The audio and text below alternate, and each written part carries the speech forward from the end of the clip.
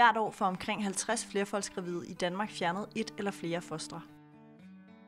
Jamen det er da nogle ubehagelige ting at skulle forholde sig til. Og slå sit barn ihjel. Det er jo virkelig det, man skal. Så ved Gud, det er ubehageligt. Sundhedsrisikoen er forhøjet for gravide med trillinger eller flere.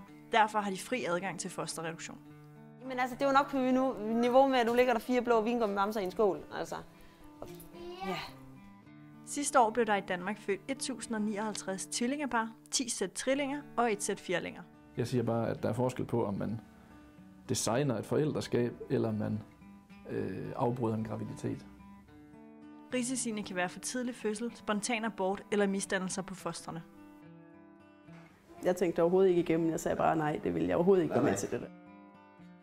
I Norge gav sundhedsvæsenet i februar grønt lys til reduktion ved tvillinger, som ellers er sunde og raske.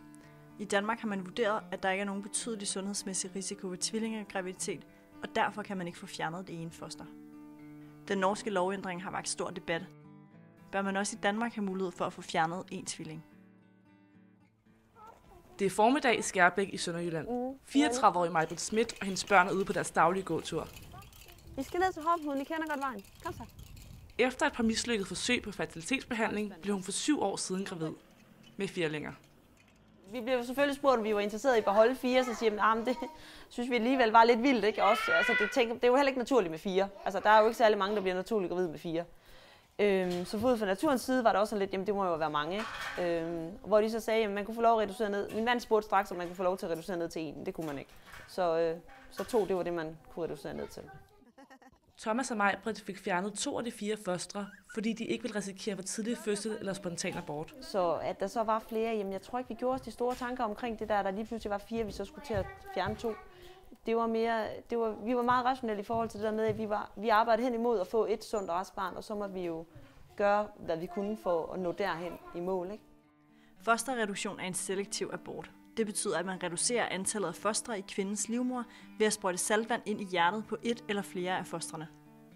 I Danmark kan man indtil 12. graviditetsuge få foretaget fosterreduktion. Gravide med trillinger eller flere har fri adgang til reduktion på grund af risikoen for for tidlig fødsel og misdannelser. Det er torsdag eftermiddag i Møldrup, og Gitte Christensen laver kylling i karry. For 3 år siden blev hun gravid for anden gang og tænkte, at hun sagtens skulle tage til første scanning alene. Det var jo bare lige sådan noget, man lige gjorde i frokostpausen, og så ringte jeg til ham, og så blev det rigtig stille i telefonen. Scanningen viste 3 små liv i Gittes mave. Hun blev med det samme præsenteret for muligheden for at fjerne et af fostrene. Så kommer du ind på den der, hvem skal man vælge fra? Det kan man jo ikke. Synes jeg ikke. Jeg tænkte overhovedet ikke igennem. Jeg sagde bare nej, det ville jeg overhovedet ikke være med til det der. Sten det her, vi skal altså have plantet den igen. Du skal sætte din cykel og din cykel med i min skur. På med lummen, Molly.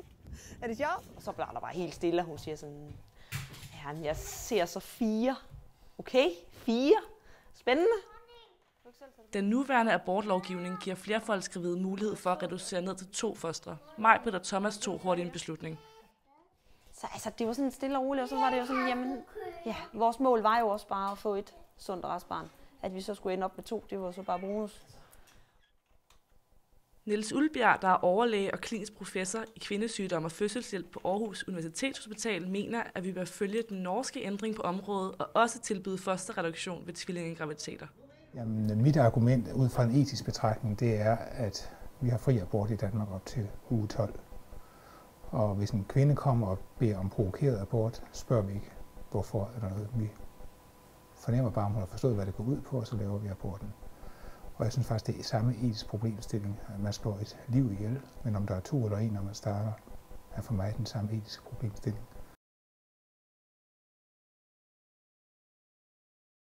Willy og Erik kom til verden den 13. november 2010 ved akut kejsersnit 8 uger for tidligt født.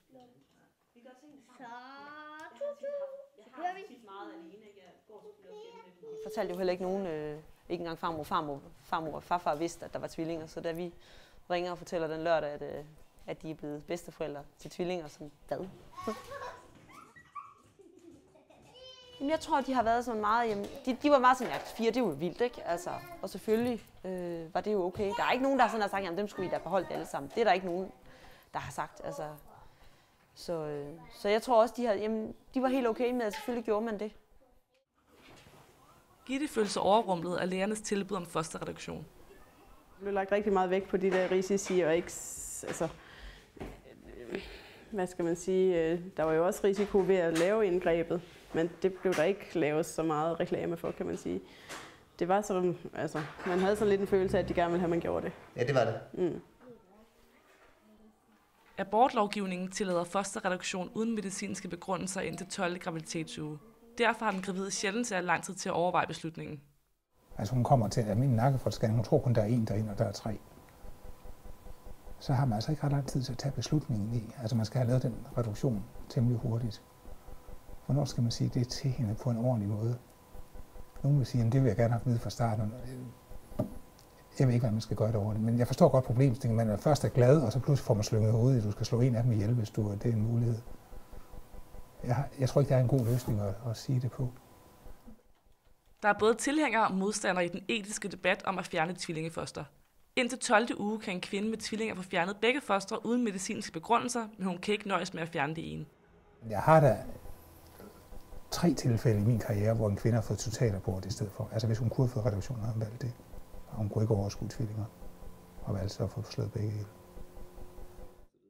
Christian Borishold fra Etisk Råd er enig i, at fosterreduktion bør være en mulighed ved tvillingegraviditeter, men han mener ikke, at vi bør følge den norske model med tvillingereduktion. I stedet synes han, at man bør tilbyde tvillingeforældre mere støtte. Og det er så det, vi har diskuteret i Etisk Råd også. Hvor vi er delt i det spørgsmål, fordi der er nogen, der siger, jamen fosterreduktion og abort, det må være de samme regler, der gælder, hvor vi er andre, blandt andet mig, der siger, at det er 2 vidt forskellige ting.